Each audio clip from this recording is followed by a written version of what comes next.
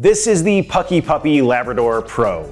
It's a full suspension fat tire e-bike with a powerful motor and a price that might surprise you. This is a bike that we've received lots of requests to test, so we were just as curious as many of you to find out how this bike would perform.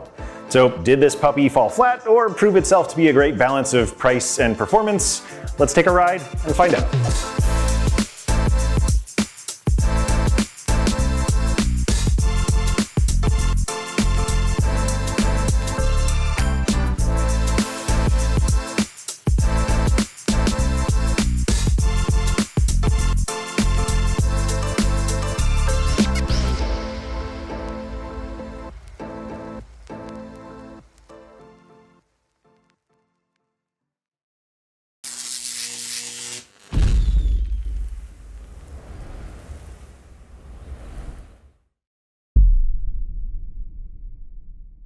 Welcome to Electric Bike Report, where we're known for detailed reviews and demanding real-world e-bike performance tests. I'm John, and I'm looking forward to running you through this review of the Labrador Pro. But before we jump in, please do us a couple of quick favors. First, we really appreciate your help in growing our channel, so please make sure you're subscribed. And second, if we end up helping you in your search for a great bike, please support our time and effort by using the link in the description box below when you make a purchase. But let's get into the kibble and find out what this bike is all about. Now, I do want to also mention that Puckipuppy has a couple versions of the Labrador, but we'll be talking strictly about the Pro model with the more powerful motor and torque sensor. Starting off with some highlights about this bike, the first thing that stood out to me about the Labrador Pro was its price tag. Now, full suspension fat tire e-bikes aren't all that common in our experience, and when we have tested them, they've tended to exceed the $2,000 mark.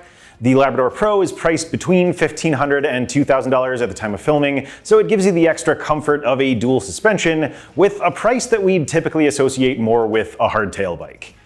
The next thing which jumped out once I hopped on the bike was just how easy it was to pedal.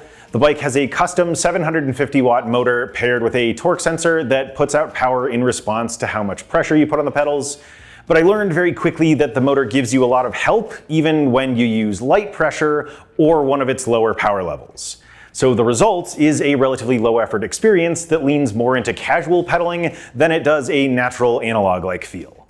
Finally, I've got to give this bike some serious kudos for how it did in our range test. We'll get into the details later on, but let me just say that the bike exceeded the distance of many similar bikes we've tested. So if you want the ability to go on extended rides, or you don't want to have to recharge all that often, stick around to find out more about why this bike might be a good choice for you.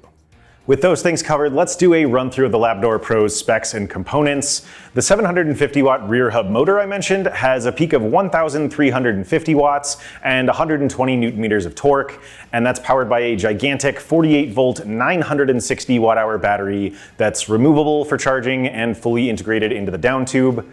For gearing, the bike has an 8-speed Shimano Altus drivetrain with a 46 tooth chainring and a 12 to 32 tooth cassette. It uses a hydraulic disc brake system from Logan with 2 piston calipers and 180mm front and rear rotors. Then the tires are relatively standard 26-inch by 4-inch knobby tires that are unbranded. We're also not sure who manufactures the fork and shock. The fork itself has 100mm of travel along with lockout and preload adjustments, and the shock, which has 35mm of stroke, has a custom Puckipuppy label on its plastic housing. The bike's saddle is a big, cushy cruiser-style saddle, and then up in the cockpit there's a set of 720mm handlebars with ergonomic rubber grips.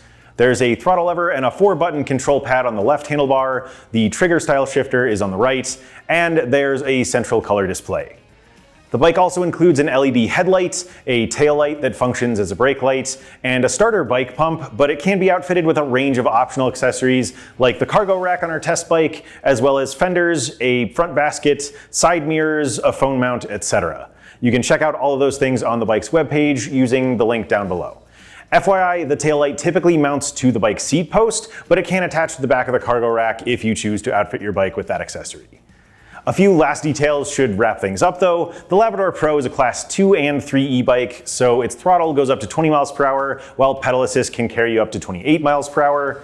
We weighed the bike at about 82 pounds, which did include the optional fenders and cargo rack that came with ours. At the time of filming, the bike is not UL certified, but our contact at Puckipuppy said the certification was in the works. And finally, the Labrador Pro comes in 4 color options. This one's just called orange, but there's also line camouflage, plating gray, and metallic gray. All right, that covers the basics, so let's get into our test sections and see how this bike performed. Our brake test is pretty simple. My fellow reviewer Griffin pedaled up to 20 miles per hour before hitting the brakes on a marked line, and then he measured how far this bike traveled before coming to a complete stop. He repeated that process 2 more times, and then I used that data to calculate an average, so the Labrador Pro's final score was 23 feet and 8 inches. The average stopping distance with a pool of similar bikes we've tested was 22 feet and 10 inches, so the Labrador Pro was a little on the longer side, but still well within the zone that we consider safe and effective. There's no clear reason why the bike came in a little slower. Its brake system specs and its overall weight are pretty much average when comparing similar bikes we've tested. It could be a combination of an effect of relatively little things like tire compound, brake pad type, and a couple of extra pounds in the rear triangle due to the full suspension, but that is just speculation. Going by feel and personal experience, I'd say that I had a range of results depending on my speed and what kind of surface I was riding on. Sometimes the bike stopped fairly fast and a little aggressively, while other times I noticed a little extra time before it came to a stop. I don't think any changes are needed at this time, considering that the Labrador's test score came in well within the safe zone, but if you tend to cruise at really high speeds, I might recommend giving yourself a little extra space just to be safe, or at least until you get the feel for things. Overall, the bike did fairly well here, so let's keep things moving. I took the Labrador Pro to our local bike paths for our speed test, where I rode it in each of its 5 pedal assist settings to find my average speed. I also tested the throttle to see how quickly it could reach 20 miles per hour, so let's see how these tests went, and then we can find out what the results mean later on. All right, we are here for a speed test on the Puckipuppy Labrador Pro. Starting off with no pedal assist here, and we're going kind of between 10.5 and 11 miles per hour, just with my own leg power, and working a little bit for that, just because this style of bike does tend to be on the heavier side, so not going super fast and having to put in some leg work. But let's go ahead and jump up to the lowest pedal assist setting. All right, so motor engaged, kind of ramped up smoothly in power, and is still kind of building, but I mean, quite a lot of power here in this setting. Definitely very practical for a low power level. You can see we're getting a very big difference in speed, and my pedaling right now is like very relaxed, honestly, so I'm not putting a ton of pressure on the pedals, and we are going kind of around 17 miles per hour, maybe a little above at times. Yeah, okay, let's go up to PAS 2. So, doesn't really feel any different here, but we are picking up in speed a little bit, so something's going on. Yeah, we're clearing 20 miles per hour, maybe up toward like 20 and a half. Trying to keep the same level of effort. All right, let's go up to PAS 3. All right, so now I'm feeling a little bit more from the motor for sure. It is, like, I can kind of hear it, I can feel it pushing me along. And again, we're getting a jump in speed here up to kind of right between 23.5 and 24 miles per hour. Maybe settling more closely around 23.5. Okay. Let's, well, make a liar out of me. Yeah, now we went up a little bit. I think that was just variations in the path, honestly. All right, let's go up to PAS 4. I'm gonna shift up to 8th gear. So, I mean, obviously we're really cooking here. We are moving at a good clip up to right around 26 miles per hour, 26 and a half, up 27. Okay, and then we'll finish things off in PAS 5. And, we are here and exceeding actually the 28 mile per hour limit. All right, let's see how fast we can go. All right, about 30 and a half to 31. Okay, that is our pedal test. Let's turn around and check out the throttle. All right, so for this test, we're just gonna see how quickly the bike gets up to 20 miles per hour. Let's go ahead and start in 3, 2, 1, go. All right, nice. Gradual start, not too punchy, picking up steadily. 16, 17, 18, 19, and 20. All right, and holding pretty steady. Nice. All right, we will bounce back to the studio. All right, running through the numbers one more time, I started off the pedal test with no help from the motor and reached an average of about 10.6 miles per hour.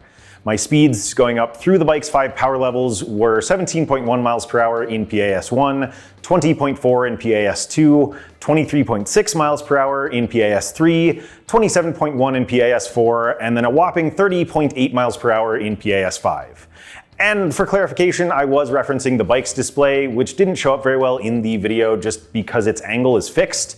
Just keep in mind that there is some natural variation in every speed test we do between my results on the display and those on the speedometer app that was a little bit easier to see.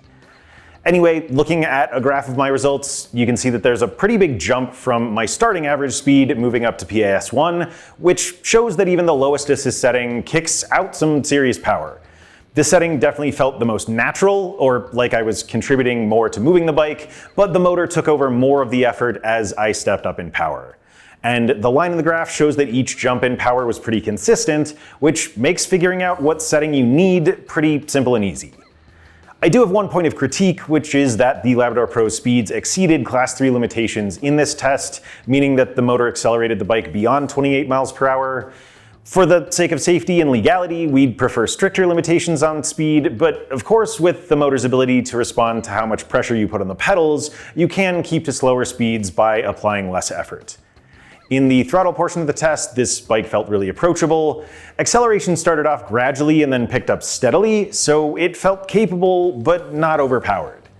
A well-balanced pedal assist system and a safe-feeling throttle are things we definitely like to see, so I think the Labrador Pro did great here, and I'll give it 2 thumbs up.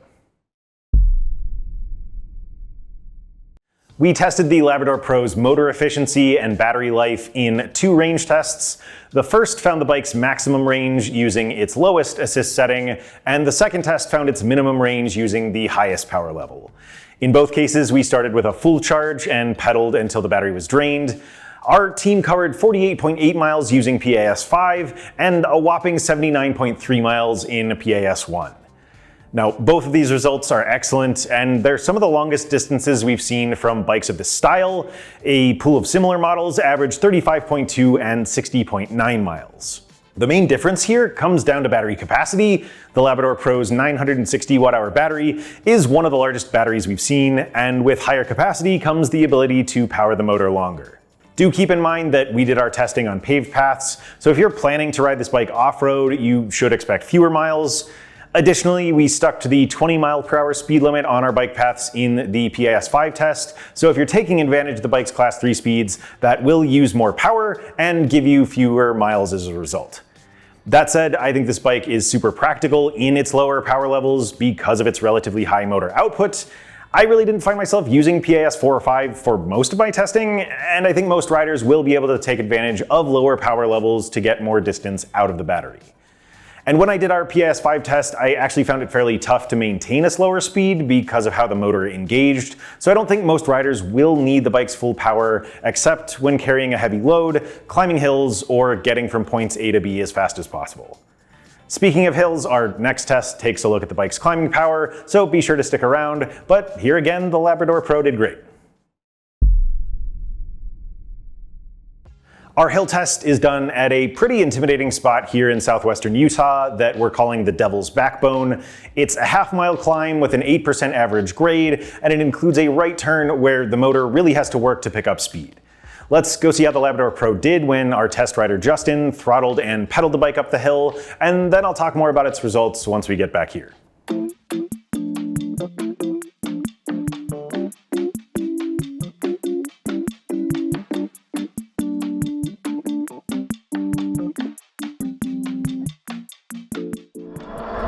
All right, back out here on the Puckipuppy Labrador, now doing the pedal test, and right about 21:22 actually before we hit that hill, so even in Class 2 setting, a little faster.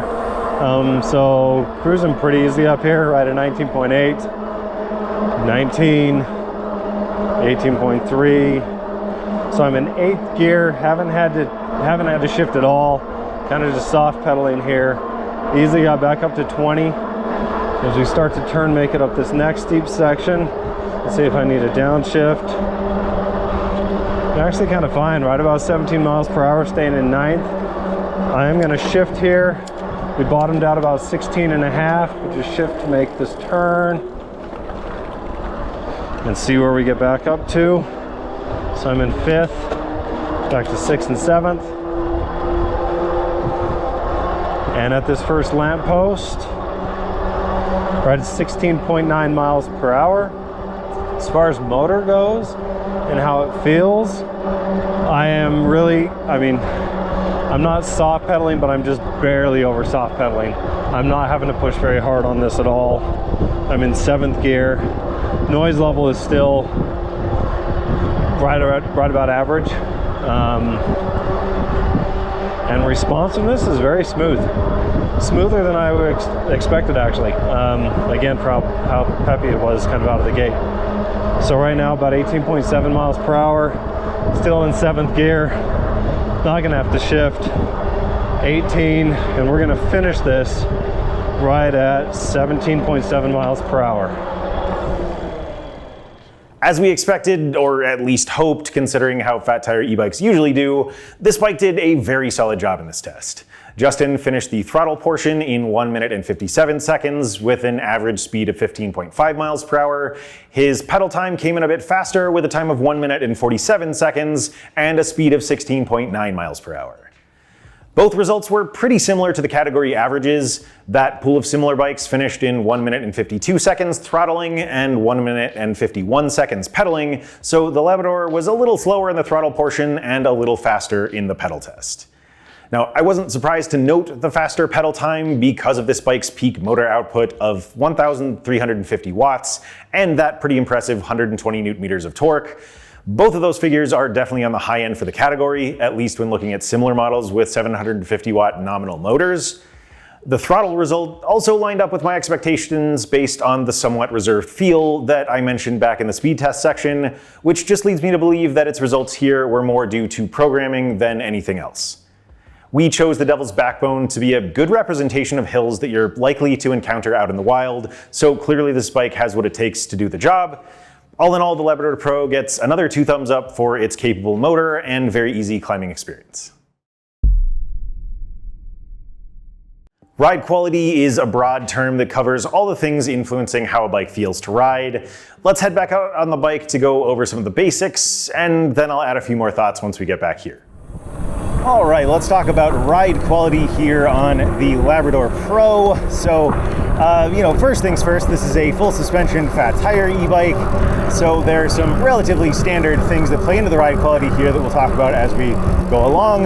But starting off with sizing and fit, this bike has a recommended height range of 5'4" to 6'6". And I am 5'11", which puts me kind of smack in the middle of that range. So I'll tell you a little bit about what I'm feeling. The riding position here is on the sporty side. So I've got I'd say kind of a moderate forward lean. My arms are pretty outstretched in front of me here. I'm putting a little bit of weight on the handlebars. Now part of the reasoning for that is the bike's geometry. The other part is the saddle here. So this is, as I'm sure you've seen, a pretty big cruiser style, very cushy saddle. And so because of the shape of the saddle, I don't have the saddle height set as high as I normally would on a different style of saddle, just to be a little bit more comfortable. So I don't have full leg extension here, although there is enough a range of adjustment in the saddle height to achieve that if I were to swap out the saddle for something else.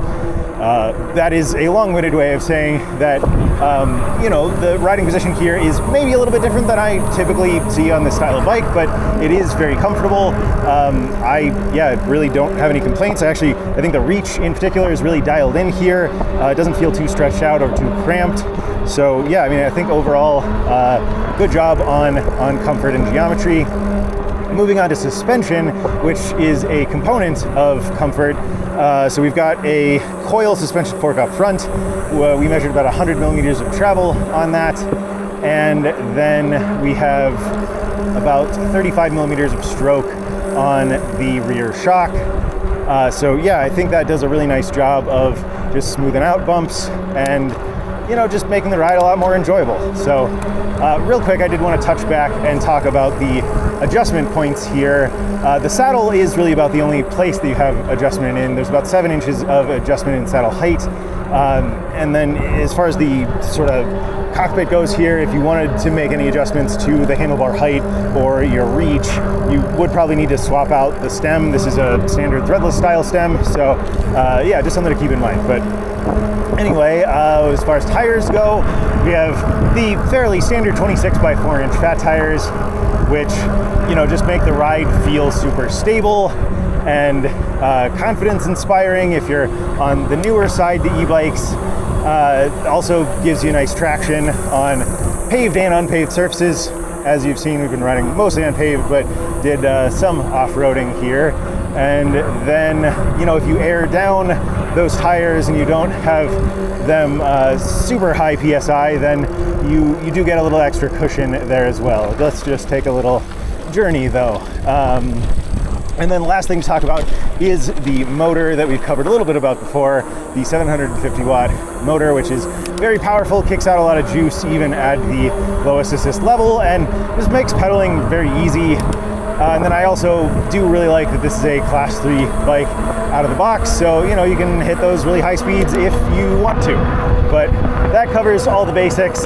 Let's go ahead and bounce back to the studio, and I'll add a few additional thoughts before we wrap things up. So I want to revisit the fact that comfort is a big element to the ride here, both in terms of suspension and the seating posture and ergonomics. I do want to point out that this bike is only available in a high-step frame, so if you fall below the recommended height range or just want something that doesn't require swinging a leg over the saddle, you may need to consider one of Puckipuppy's other options that has a step-through frame, but at least at the time of filming, we haven't tested any of those other models. Touching back on the saddle I mentioned in the video clip, I personally found this cruiser style saddle to be somewhat mismatched with the bike's overall style and riding position, so I'd likely swap that out, but that is a very easy and affordable thing to do if you find yourself in my shoes. One thing I really liked about this bike was just that it wasn't overcomplicated with too many features or buttons. That's something that often goes along with e-bikes on the budget end of the spectrum, and I think it can be really good for folks who are learning how to ride and who don't want to have to juggle too many things while riding. Overall, I think the Labrador Pro's ride quality is really solid, especially considering its affordable price. Sure, there were a couple of rough edges with little things like the display that's essentially fixed in place, but otherwise the bike felt comfortable, approachable, and well put together. Considering that this is one of the most affordable full suspension fat bikes we've tested, I have to admit that I wasn't sure what to expect from the Labrador Pro. After testing the bike both as a part of our standardized performance tests and separately from them, I'm walking away pretty impressed with it. Looking back at our test results, the range test was where the Labrador shone the most, giving us some of the longest distances we've recorded for this style of bike. We were also impressed with the balanced nature of its programming, and we appreciated the relaxed and easy feel of its pedal assist system. On top of that, the bike did a great job in our hill test, and its brakes proved effective in our brake test. To be clear, there were a few trade-offs with the low price, namely the fact that it's outfitted with some unbranded components. These generally did well in our testing, but by their very nature, we can't speak to their longevity. And as I touched on in the speed test, you may want to keep an eye on your speed when using the high assist levels, just to make sure you're adhering to local limits. So who do we think the Labrador Pro is best for? There are ultimately numerous applications for this bike, ranging from leisure riding to off-road adventuring and commuting, especially if you decide to add in some of those optional accessories like the cargo rack. We'd recommend this bike to anyone looking for an affordable, comfortable, and stable ride, as long as you're okay with the higher weight that is inherent with this type of bike. We also think it's approachable enough for newer riders, but still powerful enough for those who need to deal with lots of hills. And it might also be a good choice for hunters and other adventurous types who want the flexibility to ride in rougher terrain as well as on paved paths and roads. Ultimately, this puppy proved to be a good boy, and if you want to take a closer look, you can check out the links to our written review or the bike's webpage using the links in the description below. As I mentioned in the intro, this is a bike we've had lots of requests to test, so please let us know if there are any other bikes you want to see down in the comments section, and be sure to tell us what you think about this one. Please also consider giving this video a like if you found it helpful, and maybe consider sharing it with some friends who might be interested. But thanks for taking a ride with me today. Again, I'm John with Electric Bike Report, and this is the Puckipuppy Labrador Pro.